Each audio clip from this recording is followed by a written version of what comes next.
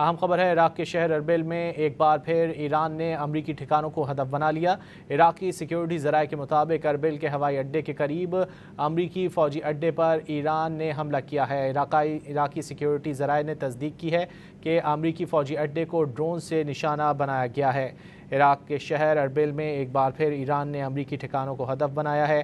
عراقی سیکیورٹی ذرائع کے مطابق اربل کے ہوائی اڈے کے قریب امریکی فوجی اڈے پر ایران نے حملہ کیا ہے۔ عراقی سیکیورٹی ذرائع نے تصدیق کی ہے کہ امریکی فوجی اڈے کو ڈرون سے نشانہ بنایا گیا ہے۔ اہم خبر ہے، عراق کے شہر اربل میں ایک بار پھر ایران نے امریکی ٹھکانوں کو ہدف بنا لیا۔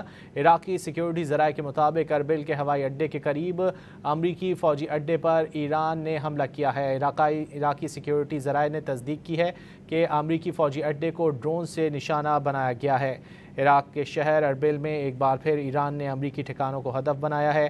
عراقی سیکیورٹی ذرائع کے مطابق اربل کے ہوائی اڈے کے قریب امریکی فوجی اڈے پر ایران نے حملہ کیا ہے۔ عراقی سیکیورٹی ذرائع نے تصدیق کی ہے کہ امریکی فوجی اڈے کو ڈرون سے نشانہ بنایا گیا ہے۔